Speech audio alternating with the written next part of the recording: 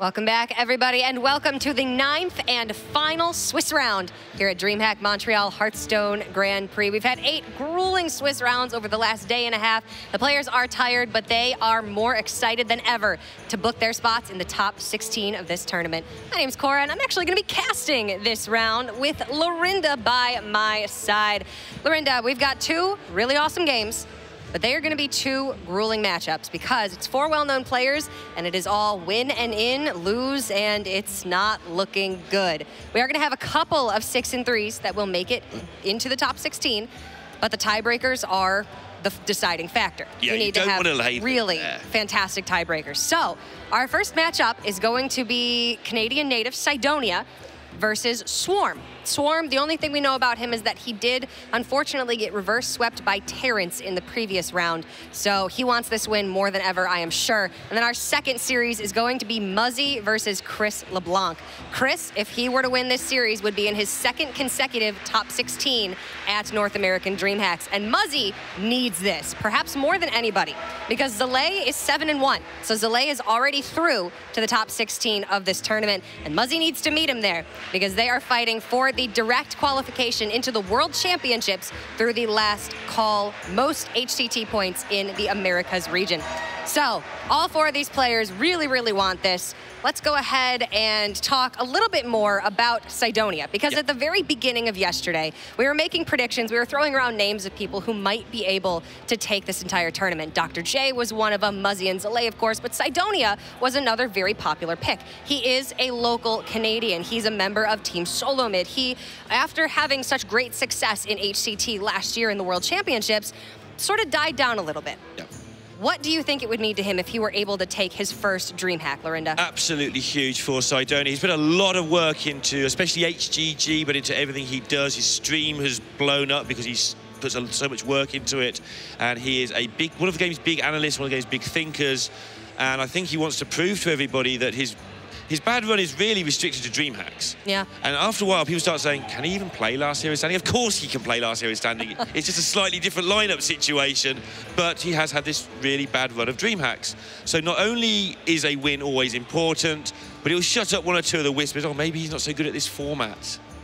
I mean, that's definitely something that you don't want to have any doubts in anybody's mind that you are one of the best at this game. And Cydonia, without a doubt, is one of the best. So let's go ahead and take a look at the standings just to get a bigger picture of who would be in the top 16 right now if we were cutting it before round 9. So our only undefeated player is DreamHack veteran Terrence M.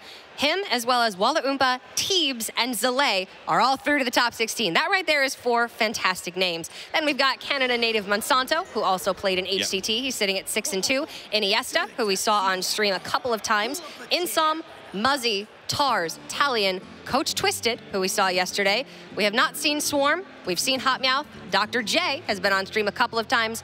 Chris, who was the Atlanta top 16 finisher, and then Cydonia. So all of these 6 and 2s are fighting for their place. If they win, they are in. If they lose, it is undetermined. And then we've got the 4 who are just on the bubble. Those are the 3 5 and 3s right now with the best tiebreakers. Okay. Granted, some of the 5 and 3s will lose and end up at a 5 and 4 record. So 6 and 3 and above is the cut that you need to make, but only about 5 of the 6 and 3s will actually get into the top 16. And as you can see there's that many 6 and 2s. There's a whole bunch of 5 and 3s. 6 and 3 is going to be crowded, and sometimes tiebreakers work out okay. If there's only 1 or 2 missing out, you know you're going to be that one. You lost in round 1. Yeah. When there's only 2 or 3 from a whole bunch going through, anything pretty much can happen, especially to the top half, and you're relying on other people winning for you.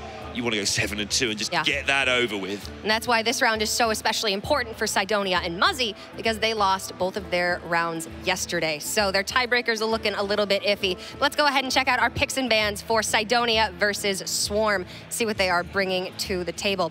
Like I said, the only thing we know about Swarm is that he did unfortunately lose to Terrence, but if he's got the pedigree to get Terrence down to an 0-2 deficit, he's got to be a great player. So we've got the respectable Druid bans, and then Swarm's going to be left with Shaman, Priest, Warrior, and Cydonia with also Shaman, Priest, Warrior.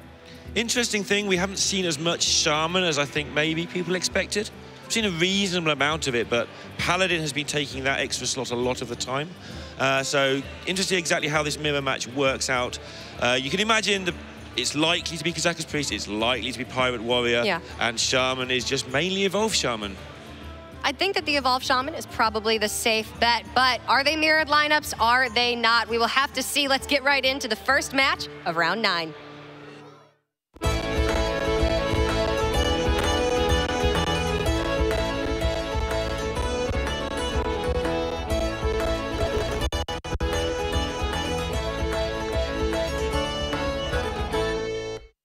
Cydonia versus Swarm, a familiar face versus an unfamiliar name. A lot on the line for both of these guys. Win and in, lose, and your run in this tournament may be done. A lot on the line, of course. We're gonna have to see how those tiebreakers end up looking. But for now, keeping their minds just on this series. And like we said, mirrored lineups, Lorinda, as far as classes go. But we have not seen Swarm on stream before, so we can only speculate at this point as to what he actually has. And we've seen a lot of diversity even amongst Kazakus Priest versus Kazakus Priest. We've seen the Mukla build, we've seen the Muzzy build, just cycle through your deck to try and win the mirror match.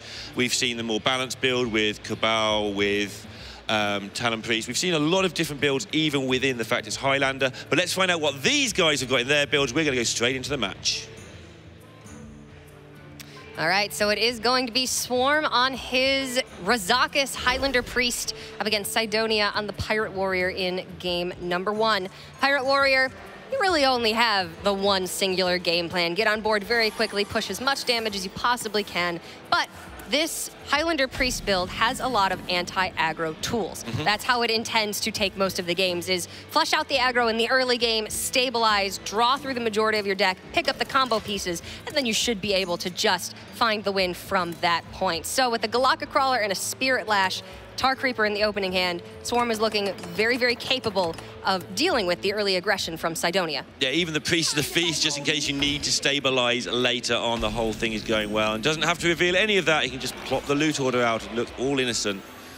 Cydonia also has a powerful hand. He has just about the right number of weapons. He has the Frothing and the Spellbreaker. This means he has curve, he has damage, and he has his own form of removal with the Spellbreaker, which is so good against Priest. So we'll be able to put up a bit of a fight at least.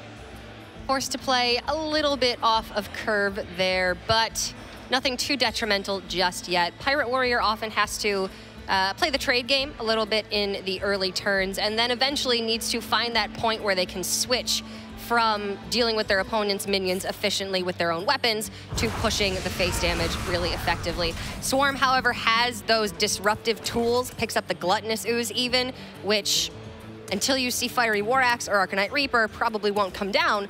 And because Cydonia doesn't have the axe early on, means that Swarm is guaranteed some good value off of this ooze. Yeah, and I wouldn't be surprised to see that ooze be incredibly powerful. Cydonia may even choose to hold onto this Arcanite and upgrade it in the same turn at some point, which would just result in the ooze basically winning the game on the spot, given that he's already going to have to deal with his Galaka Crawler as soon as he plays anything remotely resembling a pirate. But skillfully so far, Cydonia has refused to draw a pirate, and he's absolutely fine.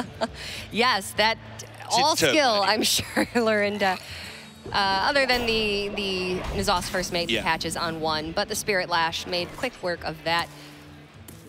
So Cydonia needs to start now deciding what his game plan is going to be. The early turns were a bit weak, wasn't able to develop as strongly onto the board as you really want to as a Pirate Warrior. Ideally, your turn 2 is Bloodsail Raider, turn 3 is South Sea Captain or Bloodsail Cultist. Didn't have those strong mid-turns, so now he's just going to start pushing some damage. Yeah, a pair of 4/3s and all the tech cards currently not that useful. Priest of the Feast, obviously a nuisance in this hand, but the ooze and the Crawler just sitting there not really doing anything, and Priest of the Feast is having to come down as a minion to challenge the board, and he wouldn't really want it to do that. It's more wanted as a stabilization card later on, and he's not going to get any health gain out of this card, and that could be a big deal if Cydonia can take advantage of this. That's a big sacrifice. Priest of the Feast plus Potion of Madness against Pirate Warrior especially can be a big swing turn for the Priest. And now until Swarm finds removal or additional resources after this ooze comes down and gives him that big swing, he's going to have a hard time actually putting any pressure on post-Gluttonous Ooze. And I confess to missing the mulligan, but was the Crawler in the opening hand? If it was, Cydonia knows it's there. Almost certainly. Like, that's a good point. You wouldn't keep anything that you wouldn't have played already. Yeah, exactly. So there's a good chance if that was in the opening hand that Cydonia knows about this. Could be Shadow Word Pain, I suppose. We've seen a pair of 1/1s and now some 4/3s. So there are a couple of things that this could reasonably be. But Cydonia is going to start swinging for the fences, and this is already putting Swarm on just 8 health.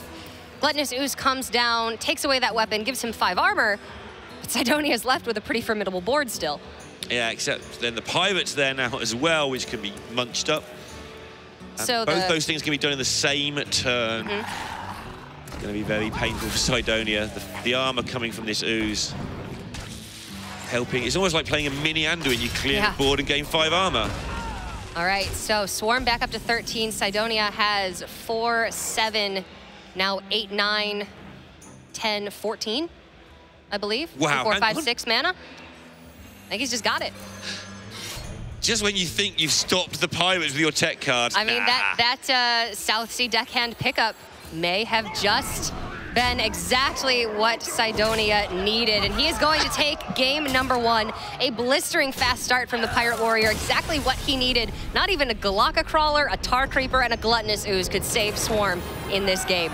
That was a big win for Cydonia. Whether it's by design or otherwise, Cydonia didn't play a relevant Pirate until right at the end, and so the Crawler was too slow. That may have actually able to dominate the board. That may have actually just been what gave him the durability, the stability that he needed, because had that Crawler come down and been able to even just kill, a Bloodsail Raider, say, then you have a 3/4 that challenges the Kor'kron. Kor'kron doesn't get through for 12 damage, then the Spellbreaker's easier to deal with. Then Swarm is in a much more favorable position. So Pirate Warrior not playing Pirates, who knew? Pretty big deal. It worked. Pirate Warrior is pretty good against things that's actually designed to kill your pirates. Big deal, Priest down for the count. Now it's onto the Evolved Shaman, and the Pirate Warrior is almost free rolling at this point. It's done its job. Now if it can do its job again, that's an absolute bonus. Swarm going to bring out his Shaman because you do have anti-aggro tools like Jade Lightning, Maelstrom Portal, Devolve. In combination with Maelstrom Portal is very strong against Pirate Warrior. A lot of the 2-drops can be devolved into easily removable minions.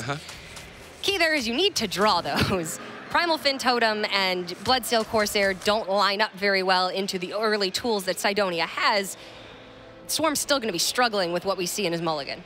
Yeah, it's not looking great. Cydonia there messing around with his mulligan, by the way. The reason you do this is you can see what cards your opponent hovers over during the mulligan phase. So making sure you click them all at least makes it hard to work out exactly what you're going to do. Yeah. If you don't click any, you know you're not mulligan. If you click all 4, they don't know what you're going to do. And he just added some pattern in there because he was bored, I suspect. All right, well, Swarm really needed to get on the board early, looking for Firefly, Bloodsail Corsair, Jade Claws. Doesn't get any of those early tools and is going to have to pass 1. Looking now like he's going to have to totem on 2, but Cydonia also misses his own 1-drop. You don't want to coin out Raider when you don't have something to follow it up. Yeah, no weapon is the way that Pirate Warrior turns into a collection of garbage.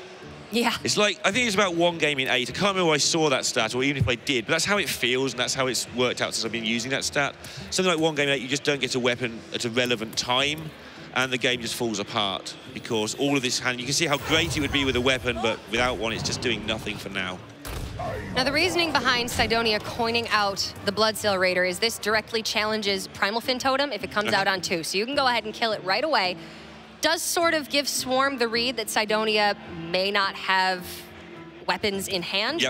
But you need to do what you can to combat what your opponent may be putting out on 2, and Primal Fin is the biggest threat. And there we go, nothing at all happening. Now, don't think you do anything other than armor up. There's no reason other than to fill in your mana curve, strike for 4, but that would be pretty awkward. Cydonia just looking for that weapon. He's got 1 more turn at it, I guess. Or if it's Narcanite, he'll be fine as well, because that'll just be big enough to cover the fact he's missed some early damage. Series of very, very poor early turns from Swarm. Cydonia going to be able to add additional pressure to the board. Now his curve is looking really fantastic. N'Zoth's plus Bloodsail Cultist comes out, gives you a trading tool, and you then put additional pressure on the board that's hard for the Shaman to deal with. They're not running Lightning Storm, they're not running Volcano. The only removal is Devolve Maelstrom and Jade Lightning. And these minions are simple beasts. There's pirate synergy at times, but there's no real synergy going on at the moment that you can devolve. You just turning them into things you can kill, sure, but even 4 damage is plenty to hurt you. And Cydonia is actually somehow still in a decent position here because Swarm has also drawn terribly. If Swarm had a traditional Shaman 1-2-3 curve, he would be in a commanding position right now. Leading into the Jade Lightning to clear off the Cultist, he'd be looking very, very good. But because Swarm also missed the early turns that Cydonia did, Cydonia then had the resources to be able to follow up where Swarm didn't, and he's still looking like he's able to spiral this even after a devolve. And Swarm, has he remembered to put minions in his deck? I mean, there's Doppelgangster. That counts. That's 1 minion. Well, it's 3 minions, I guess. Doesn't quite work, though. It's true. I mean, that can change the game, obviously, if he plays a Doppelgangster Evolve and hits those taunts, hits some decent minions, hits some charge minions. This can change in a hurry. Maybe there's a Lightning Storm, maybe he picks up his Portal. But if he doesn't do it now, things are just going to turn ugly. Well, Doppel Evolve. That's good. That's actually a very powerful turn. Now the question is, what 6-drop minions are we really looking for? 6-drop taunts would be absolutely fantastic. So Sunwalker, I think, would be one of the best drops. He has a 14.9% chance for each of them to turn into a taunt minion caller. Okay, I'm going to take those odds. I like that. So you don't quite add them together. It works out about 50-50. Well, there's one of them. Get one, yep. So that'll soak up 7 damage from Cydonia. It's a start. Now you've got 2 trade tools. Maybe you can start making something happen. Maybe. Plenty of removal in hand, a singular removal as well, and the big minions will take down, obviously, one-on-one as well. Can deal with this slowly but surely, but a lot of damage is incoming here from Cydonia. It's like he's got turn 8 is going to be sick. Yeah, 16 if he plays a Kor'kron this turn. Just a few points shy of lethal. Pirates are really silly because they don't feel like each individual card doesn't feel oppressive, really. No. And in this game, even the collection of cards hasn't been that oppressive, and yet your opponent's still down to 4. Well, devolve and hope for Doomsayer. Devolve and hope for Doomsayer. Cultist can turn into Doomsayer, but you're still dead. Swarm doesn't know that, but yeah, he's still dead. That's his only possible out here. No Maelstroms for follow-up. Finally picks up Jade Claws and Firefly, but that's just about 5 turns too late. Is that all? Just casual 5? Only 5 turns late. 6 if we're talking about Firefly strictly. So again, another very fast win for Cydonia and the Pirate Warrior. Even with a suboptimal first couple of turns for Cydonia, Swarm suffered even more from a lack of early game. Cydonia right on the cusp now of just getting rid of this DreamHack curse or whatever it is he's been living under for a year. He will get through this if he wins either the Mirror or wins with Priest or wins with Shaman against Pirate Warrior. That is a fantastic spot to be in, but history is against him in DreamHacks. Well, Swarm got reverse swept in the last round by Terrans. Maybe he can pull off the reverse sweep himself right now. We just saw Cydonia's Warrior take out the Priest and the Shaman. It's possible that Swarm can win this mirror and then also take out Priest and Shaman. Yeah, we're going to find out a lot about the heart of the Swarm. Don't look at me like that. I'm so sorry. It was very cute. Okay. Curve for Cydonia. Yet again, doesn't look that great, but it hasn't stopped him so far.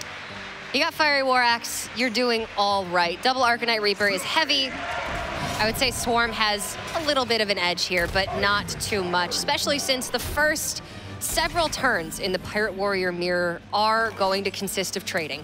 We're not going face until one of these players has a definitive board lead. It's always so weird. You watch the most aggressive deck in the game trying to fight itself, and everybody's on like 28 health for the first 7 turns. Well, and you know what? I say definitive board lead, but you can also just start going face when you have absolutely no other option, and that can just work out for you as well. There's a lot more intricacy to this mirror than people give it credit for. There's a surprising amount of counting. surprisingly hard amount of just counting. That's the word that casters just don't Disturbing. use. Yeah, you have to count beyond 30. Buy a TI-84 calculator to count to 30. Ugh. Wow. The history. The history lesson coming from Cora. So it's 1 + equals. Yeah. Anyway, both players, as we described, just taking it in turns to put something down and have it killed. Pirates are really good at killing one-on-one stuff because of all the weapons, and they're really bad at making more than one thing in a turn because that's kind of how it's built. It just results in this weapon trade-off a lot of the time. Pirate Warrior is, I would say, 28 out of 30 cards standardized right now. Yeah. You do have the option of Mortal Strikes versus Spellbreakers, and then Captain Greenskin versus Leroy. Yeah. Haven't really seen any build that runs both of those. It's maybe just a little bit too greedy double with the Hydras. Spellbreaker? Oh no, with Greenskin and Leroy. It's a little bit greedy with the Hydras. So Swarm has elected to go with Captain Greenskin, wants to get more damage via his weapons instead of just a 6-point burst from hand. Yeah, we're seeing very few of those. We have seen some Leroys, though, definitely not dead in the meta. I'd say it's about a 50-50 split. Oh, it's just personal preference.